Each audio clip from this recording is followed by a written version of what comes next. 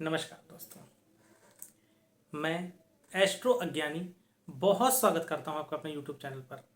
आज एक जन्म पत्रिका का विश्लेषण करेंगे। पत्री एक 2.5 साल की बच्ची की। इसको उठाने के कई कारण हैं कि एक 2.5 साल की बच्ची की पत्रिका का क्या मतलब है, जबकि 14 वर्ष तक बच्चे के जो ग्रह हैं वो माँ बाप को इफेक्ट करते हैं।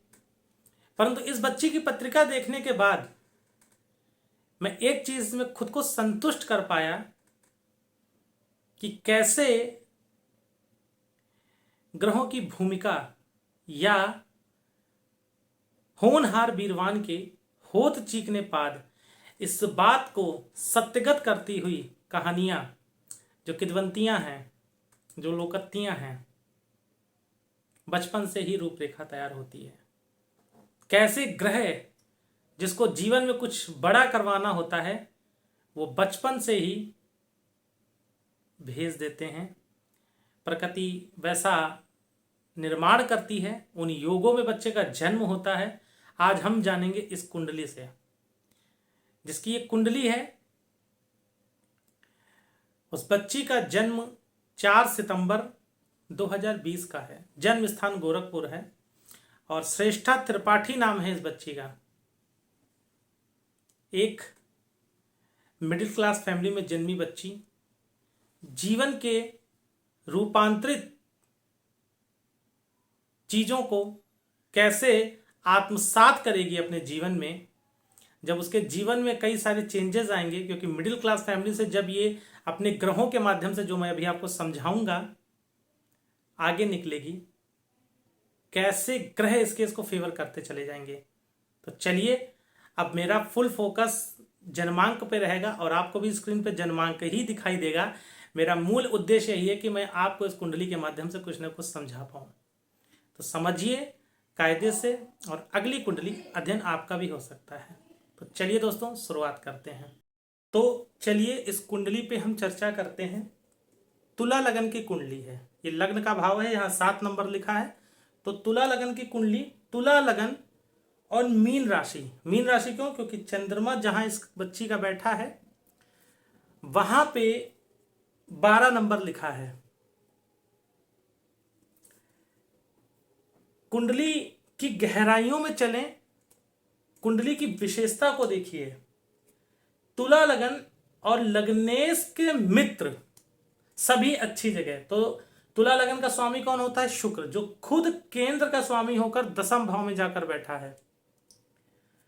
सत शुक्र का परम मित्र शनि उसके सामने अपनी स्वराशि का शनि बैठा है, शश नाम का पंच महापुरुष योग लगा रहा है। मंगल, जो इस कुंडली में मार्केश की भूमिका निभा रहा है। क्यों मार्केश है? क्योंकि 7वें भाव का स्वामी है और द्वितीय भाव का स्वामी है।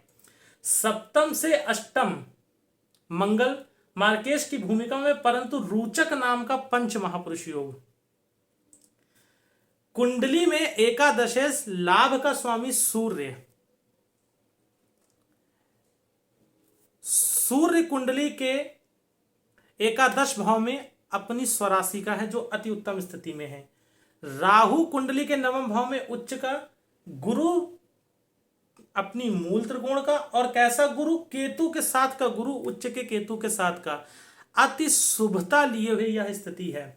बुध अपनी द्वादश भाव में उच्च का। तो कितने ग्रह उच्च के?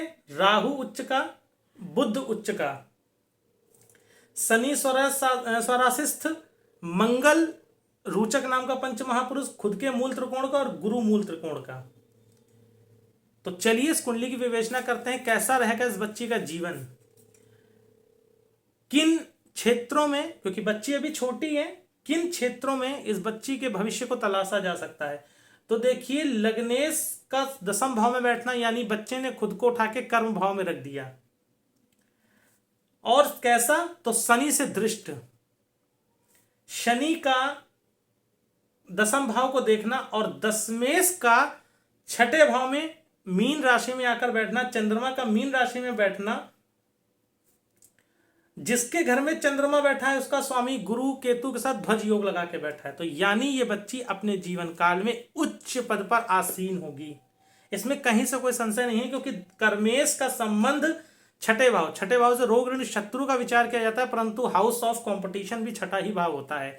तो जातक को के मन में कंपटीशन की भावना बड़े कंपटीशन में सफलता जरूर दिलवाएगा। चलते हैं व्यक्तित्व पर कि बच्ची का व्यक्तित्व कैसा रहेगा। तो तुला राशि की बच्ची, ओ माफ करिए, तुला लगन की बच्ची, मीन राशि, मंगल की पूर्ण दृष्टि लग्न पे, और मंगल की पूर्ण दृष्टि तो अति चंचल। मंगल कैसा है? उत्साह का कारक है, अति चंचल। तो ये बात बिल्कुल सच है। जब मैं इनके फादर साहब से मिला, इनके पिताजी से मैं मिला, तो इन्होंने कहा कि इस बच्ची को एक जगह बैठाना बड़ा ही असंभव कार्य है, बहुत चंचल है, बहुत शैतान है। तो बिल्कुल होगी, क्योंकि मंगल की पूर्ण दृष्टि है। दूसरी बात, मंगल अपनी अष्टम दृष्टि से अपने ही घर को धन भाव को देख रहा है। धनेश होकर मंगल सप्तम भाव में आकर बैठ गया, रोचक नाम का पंच महापुरुष योग। तो इसको मंगल से रिलेटेड प्रॉब्लम भी मंगल देगा, उस पर हम आगे विचार करेंगे। पहले निर्धारण करते हैं कि इसके कैरियर का, तो कैरियर में कैसा ये बच्ची करेगी उस पर निर्धारण करते हैं। तो देखिए, और किस क्षेत्र में जाना चाहिए। तो अगर इसके क्षेत्र का चुनाव करें तो इस कुंडली में सर्वथा योग कारक जो ग्रह है वो शनि है, क्योंकि शनि केंद्र त्रिकोण राजयोग लगाकर शश नाम का भी पंचमहापुरुष योग लगाकर बैठे हुए हैं। त्रिकोण यानी पंचम भाव का स्वामी होकर केंद्र चतुर्थ भाव में आकर बैठ गया है शनि। त्रिकोण का स्वामी होकर केंद्र में आकर बैठा, और कैसा बैठा है? तो लग्नेश से दृष्ट और रोचक नाम शश नाम का पंचमहापुरुष योग लगाकर। तो कैरियर में अगर चुनाव किया जाए, और मंगल की नीच दृष्टि सप्तम भाव पर, दसम भाव पर, माफ करिए, सप्तम भाव में बैठकर लग्नेश की नीच दृष्टि दसम भाव पर। तो बच्ची को पुलिस की सेवा में अगर भेजा जाए तो उतनी सफलता नहीं मिलेगी, क्योंकि मंगल की दृष्टि शुक्र पे भी है। परंतु बच्ची अगर जुडिशरी की लाइन में जाती है, क्योंकि शनि दसम भाव पे भी दृष्टि डाल रहा है और दशमेश पे भी दृष्टि है, 1 2 3 तीसरी दृष्टि से दसम भाव के स्वामी को भी देखेंगे, तो ये अति उत्तम स्थितियों में है। तो बच्ची को जुडिशरी लाइन में, लॉ के फील्ड में बहुत अच्छा करने का योग है। अदर करियर की चुनाव अगर किया जाए तो पुलिस की सेवा में मैंने मना किया है, परंतु बिटिया, क्योंकि बुध और चंद्रमा आमने सामने बैठे हैं और बुध द्वादश भाव में उच्च का बैठा है, बड़ी परीक्षाओं की तैयारी, प्रशासनिक सेवा सूर्य देता है जो लाभ भाव में आके बैठा है। तो बिटिया IFS IRS वगैरह, IS तो नहीं हो सकता क्योंकि बृहस्पति पराक्रम भाव में चला गया है, परंतु हाँ IRS वगैरह बच्ची बन सकती है अगर बच्चे ने ध्यान दे दिया। नहीं तो जुडिशरी में इसके जाने के पूर्णतः योग हैं।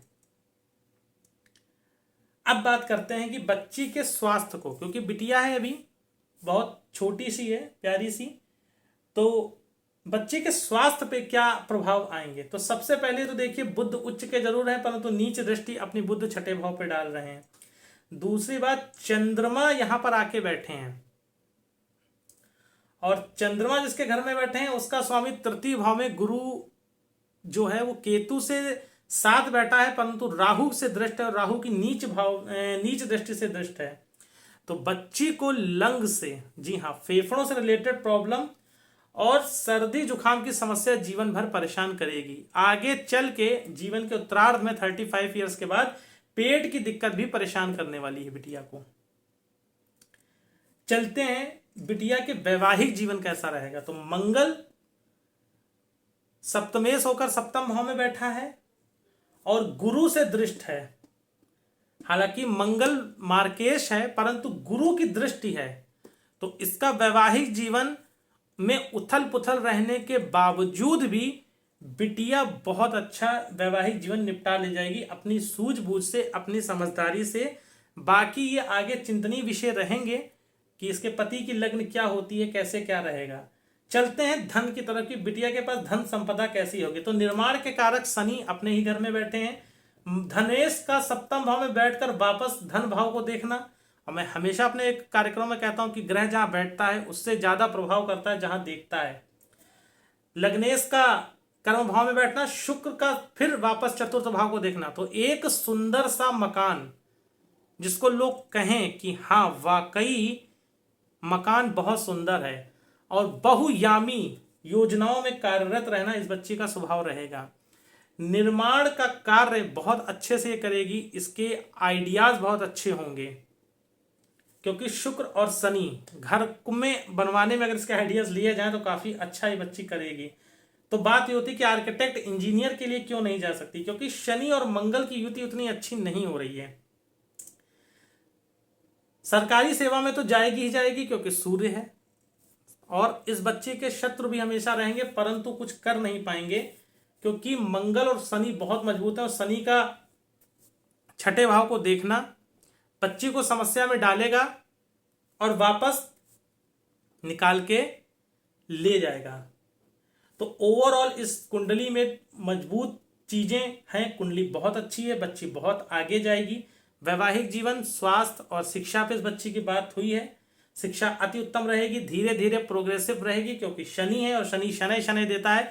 शनि पंचमेश होकर चतुर्थ भाव में खुद की राशि का बैठा है, शुक्र से दृष्ट है। तो बच्ची अपनी जिम्मेदारियों को समझेगी, परंतु मंगल की दृष्टि से चंचलता जीवन में नहीं छोड़ेगी। ये बच्ची बहुत हंसमुख और बहुत चंचल रहेगी, अपने पूरे जीवन ये बहुत चंचलता से सबको मोहित करती रहेगी। तो कुंडली बहुत अच्छी है, कहीं से कोई दो राय नहीं है।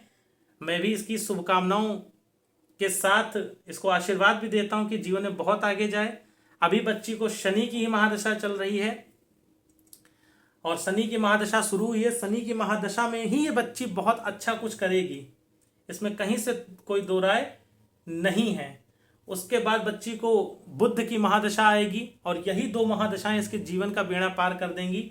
इसी सब अच्छी चीजें अपने जीवन के उत्कृष्ट पद को शनि की महादशा और बुध की महादशा के अंतर्गत ही प्राप्त कर लेगी। फिर आगे चल के केतु वगैरह की महादशा आएगी, वो अलग मैटर है। परंतु कुंडली के अकॉर्डिंग जो मैंने बोला कि भाग्य का निर्माण हमारे पूर्व जन्म से निर्धारण हो जाता है, तो इस कुंडली वो चीज शो कर रही है कि हाँ, होनहार वीरवान के हो चीखने बाद। तो मित्रों, ये छोटा सा एक आंकलन है, बहुत ज्यादा विशेष नहीं, क्योंकि बच्ची है, ज्यादा कोई प्रश्न नहीं है। मेन चीज थी शिक्षा, कैरियर और फिर स्वास्थ्य। चतुर्थ में भी मैंने प्रकाश डाला इसके मैरिड लाइफ पे, जहां पे मुझे थोड़ी सी दिक्कत लगी, तो वो भी ठीक है, कहीं से कोई दिक्कत की बात नहीं है।